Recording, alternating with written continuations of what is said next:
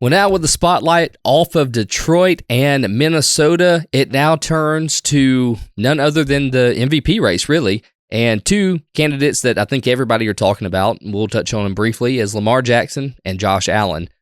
Let's touch on Lamar first. His playoff record is not great. He made the wild card in 2019, divisional in 2020, a wild card against Tennessee, divisional in 2021, and in 2024. He actually won the divisional in 2024, made it to the next round of the AFC Championship where they lost against Kansas City. He's 2-4 in his career in the playoffs. So this is where everybody talks about, and of course we'll wrap in the MVP with this too, but sure, Lamar in the playoffs, it's rough. It's a rough time for him. That's the one mark on his record. Chris Sims said it best. He's like, we need another Christmas Day game out of Lamar in the playoffs to really put him in the upper echelon of like the greats. Obviously, Patrick Mahomes has done it. Josh Allen has had those stellar playoff performances, even against Patrick Mahomes. So we've seen it. We haven't seen it from Lamar. This is a huge issue. It's a big red mark on his resume. It's something that needs to be addressed. How do you think? Now I will say this. This is probably the best team all around that he's ever had. You got the running game with Derrick Henry now. You got wide receivers that are just coming into their own. Zay Flowers, Bateman, like they're all great. They're connecting with Lamar. This team is flowing. You had the Christmas Day game. That's the day that every MVP talk changed, right? Does that carry over into the playoffs? Can he finally right all the wrongs, or are we going to get Lamar like we've always gotten Lamar in the playoffs?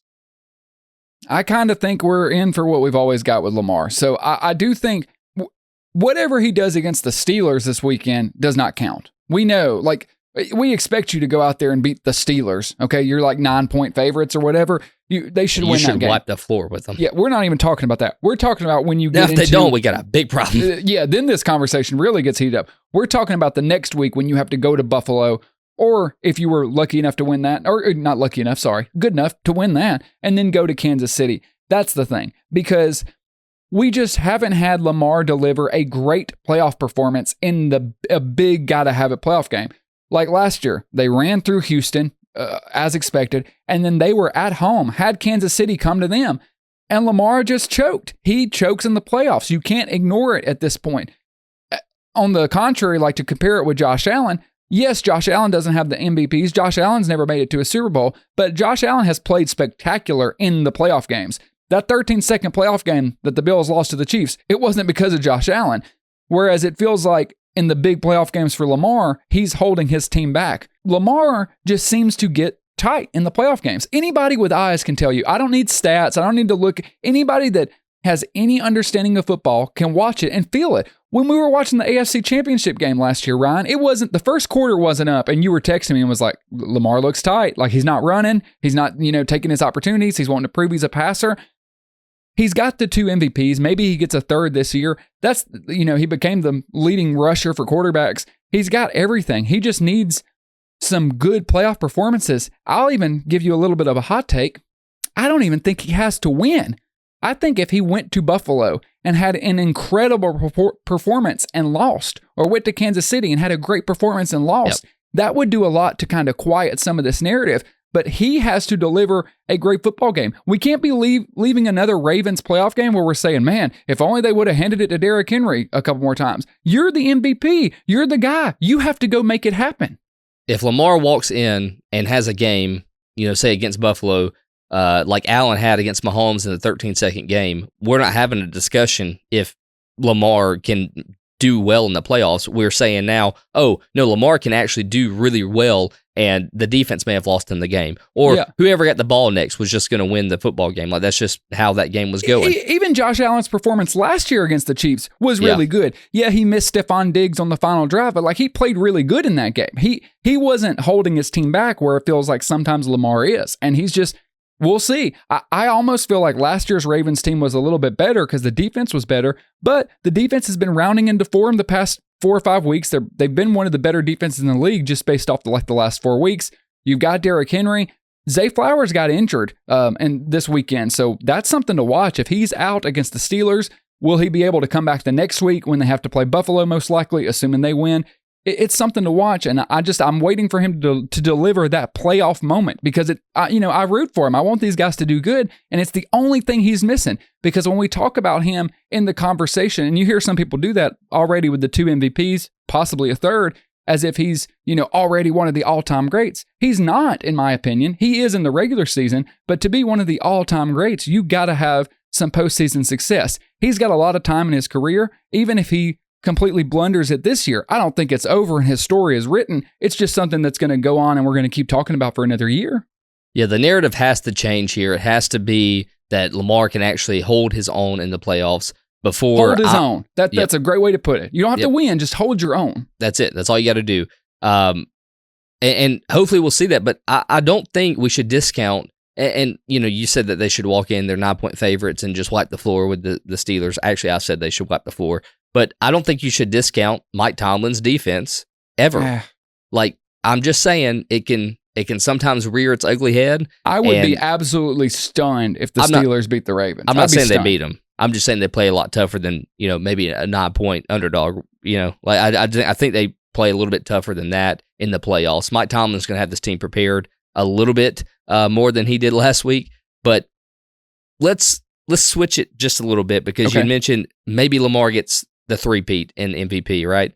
Not, I guess, technically a three-peat, but still he gets 2 in a row. It would be his third, yeah. Third trophy. Do you think right now? Let me just look here. Yeah, so DraftKings has Josh Allen at -230, Lamar Jackson plus 185 on the odds right now. Do you think that carries over? Do you think Josh Allen is still the MVP winner at the end of the season, or do you think Lamar edges him out a little bit? Yeah, the MVP race is tough, man. It's one of those things like, if I had a vote, if I was voting for the MVP, personally, I would vote for Josh Allen or Saquon Barkley. I'm one of those guys that I don't think it's crazy to vote for Saquon Barkley. I know that's not happening. So let's just talk about quarterbacks, because apparently that's all the award is. I digress.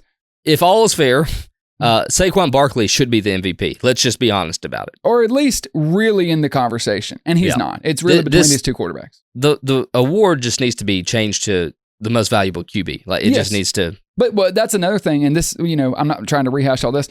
There's no real clear guidelines of what you're voting for, because if it was really most valuable player, it would be Patrick Mahomes every year. You know what I mean? Just like if it was coach of the year every year, it would be Andy Reid. So it's like, it's really an emotional vote. I mean, everybody has their own. It's an emotional vote, and it's a storyline vote. Yep. So it's a little mix of everything. It's a little mix of most valuable. It's a little mix of narrative. It's a little mix of stats. It's not all three. Because I've seen a lot of Ravens people on Twitter talking about, well, if you look at the stats, Lamar's stats are just, head and shoulders above Josh. It's not even a question. Okay, yes, his stats are better. But last year, the argument was the opposite for Lamar. Lamar didn't have the most amazing stats, but it was like, but the storyline, the team he's doing it with, the resurgence. I would go Josh Allen over Lamar Jackson, because I think he is doing it with less. And I think preseason expectations were part of it. The Ravens were expected to be a top contender with the addition of Derrick Henry. They were supposed to have one of their best years. They were supposed to make a deep run.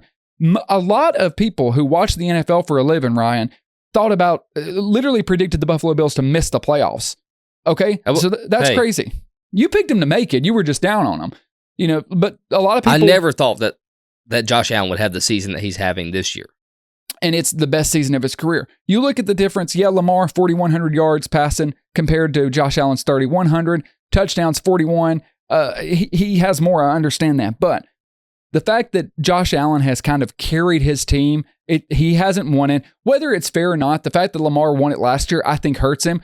You can say, well, Tristan, that's not fair. You should. Okay, but everyone else votes that way. So I'm going to treat it the way everyone else does. With this, I was watching McAfee the other day, and one of the guys on the show has a vote. But he made a good point. He's like, look, this isn't a roundtable vote. This is every man for themselves. We all cast a ballot, and we all vote for who us, individually want as the MVP. This, like you said, there's no record that you have to break to get the MVP. There is no rule book that you have to follow to be in the MVP vote, or to have your name put in there. So what happens is it's hard to predict.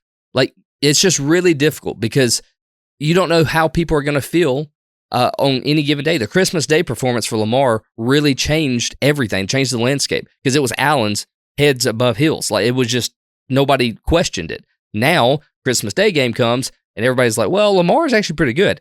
But you made a great point, and Herb Street made the same point on one of the Thursday night games about 2 weeks ago. He said, look, I don't care who you are, any human with an emotional vote, if you have one guy that's never won it before and one guy that's won it twice, you're probably going to err on the side of the guy that hasn't won it before. Can I also add into that, and I know this probably isn't fair and you're not supposed to do it this way. I don't have a vote. Don't yell at me. The fact that Lamar's won it twice, this would be his third time. Josh Allen's never won it. I also, even though I shouldn't, I feel like I kind of look at playoff history into, I know it's not supposed to be. I know it's not supposed to be. I know it's supposed to be just this year's MVP, but it's like, okay, yeah, but one guy also kind of chokes in all the biggest moments, and one guy kind of plays his best in the biggest moments. He just can't beat Michael Jordan. So maybe let's give him the MVP when his stats are, not that far off. And last year, the argument you would be making for Josh Allen to win MVP this year is the argument people made for Lamar to win it last year. Lamar won it last year when he didn't have the best stats, and there just wasn't a standout quarterback.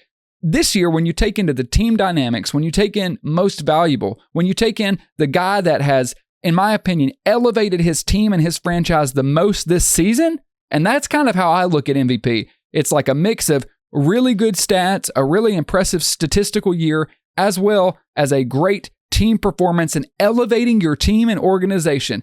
That's why, in my opinion, it would be between Josh Allen and Saquon Barkley if I was making a vote. And you can't help but look at the quality of losses this year.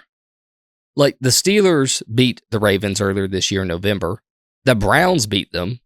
So, like, you also got to look at that too. Like, the Browns beat the Ravens. True, but they are divisional opponents. I would counter that. You said quality of losses, Ryan. I would hit you the other way and say quality of wins. And I honestly think that Kansas City win, I think the Kansas City win for Josh Allen really kind of just dismantling the Chiefs, beating them by 2 scores. It really kind of didn't feel close in the third quarter.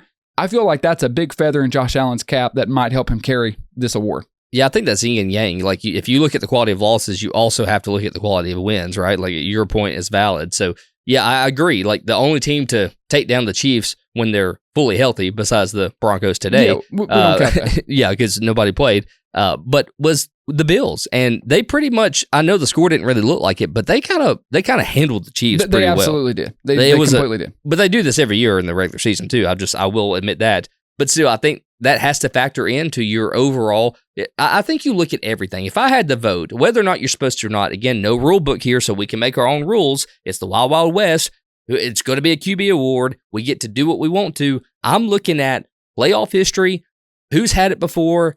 It's an emotional vote. I can do what I want to. That's just kind of how I feel about it. I think it's Josh Allen's to win or to lose at this point. I think it should go to him. Besides me having a Bills sign over my left shoulder. Well, by the way, you also said if we were doing it legit, you would vote Saquon Barkley.